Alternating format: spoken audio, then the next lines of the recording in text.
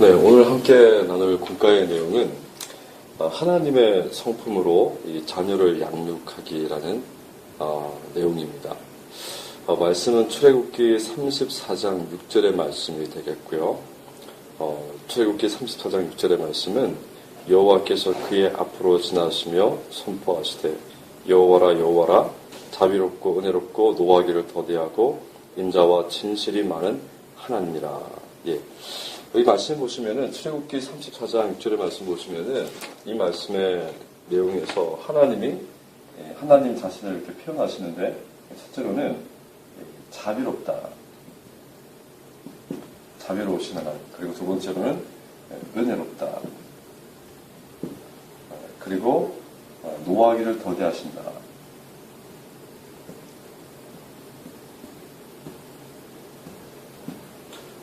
그리고 인자하시다. 그리고 진실하시다.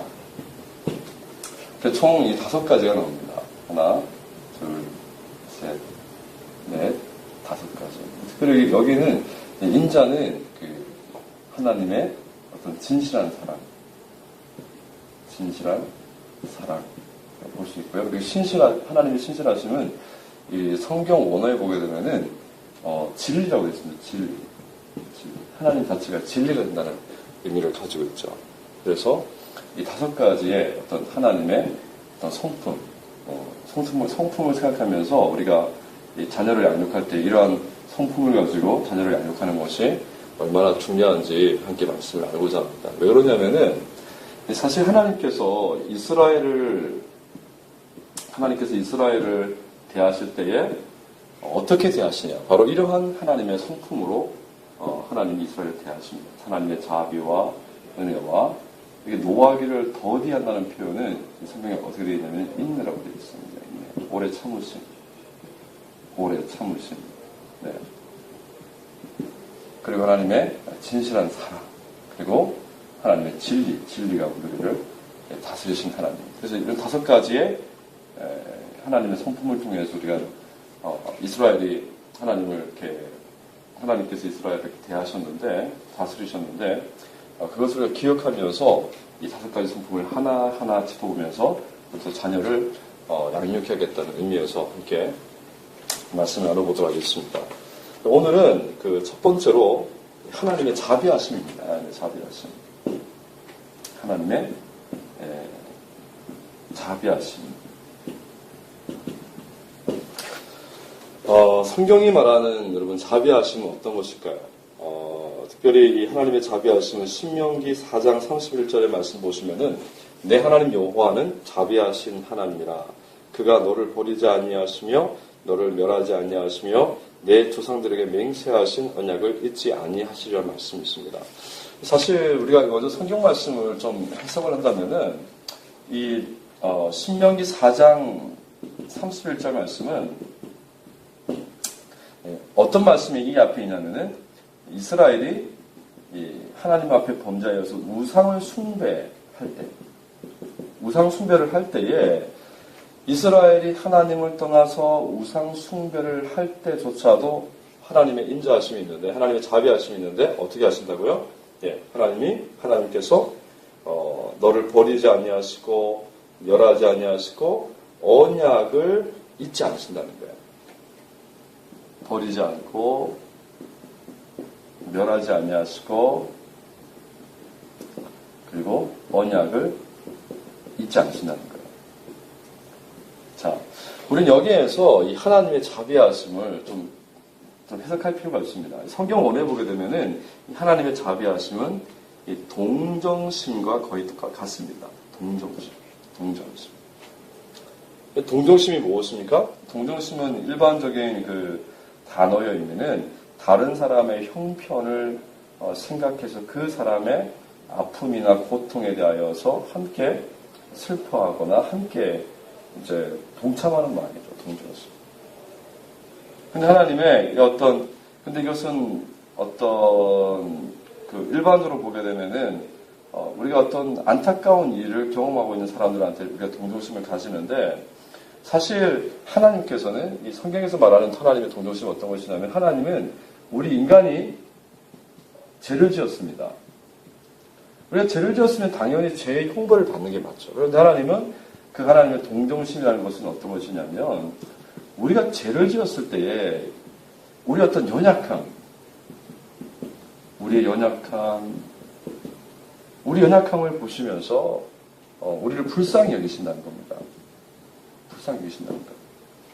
그래서 하나님은 어떤 우리가 죄를 지었을 때에 네가 왜 죄를 지었느냐 다그치시고 야단치시고 책망하시고 그렇게만 하시는 것이 아니라 먼저 하나님은 우리에 대하여서 우리가 죄를 지었을 때라도 우리 연약함을 불쌍히 여시고 우리 가운데 하나님의 동정심을 베푼다는 겁니다.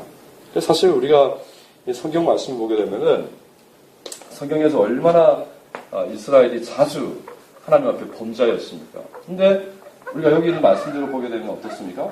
하나님의 그 인자하심이 머물러 있습니다.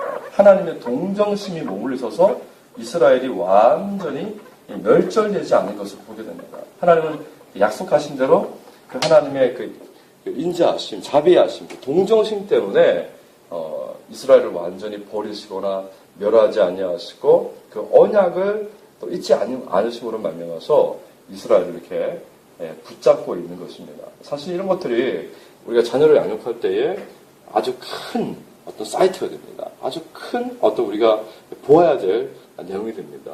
왜 그러냐면은 사실 우리가 자녀가 어떤 실수나 잘못을 했을 때 대부분의 부모님들이 자녀의 어떤 실수나 잘못을 끄집어내려고만 합니다. 너 왜 그랬니? 너 왜 그래? 너 뭐 때문에 그래? 무슨 이유야?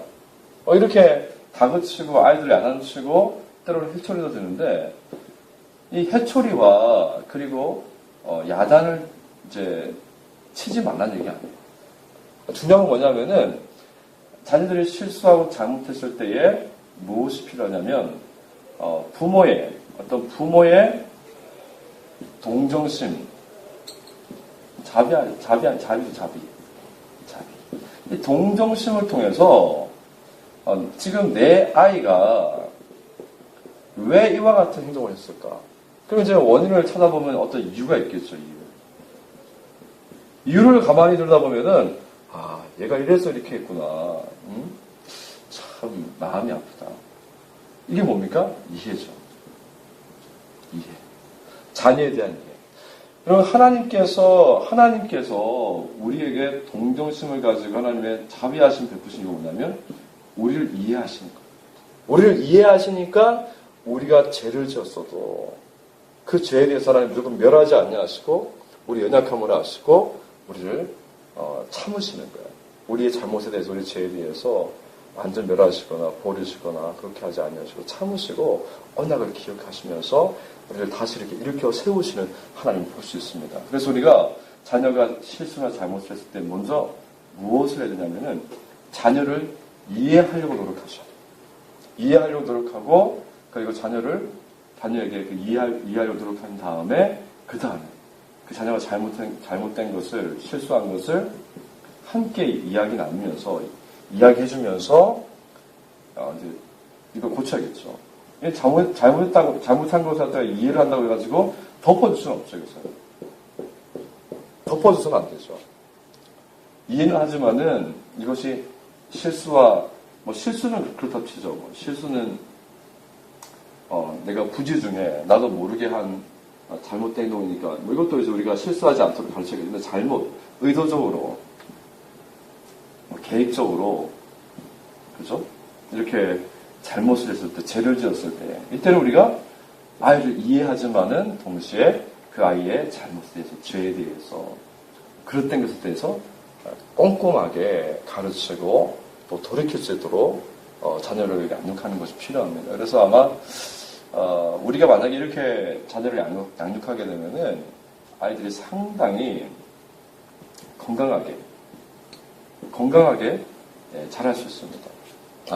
내가 무엇인가 잘못하고 죄를 지었을 때 내가 만약에 우리가 이런 이해라든지 동정심이 없다면은 아이들이 자기가 잘못했을 때 우리가 무조건 야단치고 회초리만 들면은 그 아이들이 자신의 잘못을 숨기게 될 겁니다. 그런데 부모가 동정심을 가지고 이해하고 또 이유를 알려고 그 속에 있는 아이들 마음에 들어가려고 노력하다 보면은 이 아이들이 자신이 잘못했을 때, 죄를 지었을 때, 실수했을 때 부모에게 자기 마음을 털어놓을 수가 있는 거예요. 그러면은 아이들이 건강한 아이로 자랄 수가 있는 것입니다. 그래서 이제 아이들이 이런 어떤 과정을 통하여서 어떤 부모님의 어떤 행동을 통하여서 무엇을 보겠습니까? 하나님의 자비하심을 보는 거죠. 하나님 이런 자비하신 분이시고.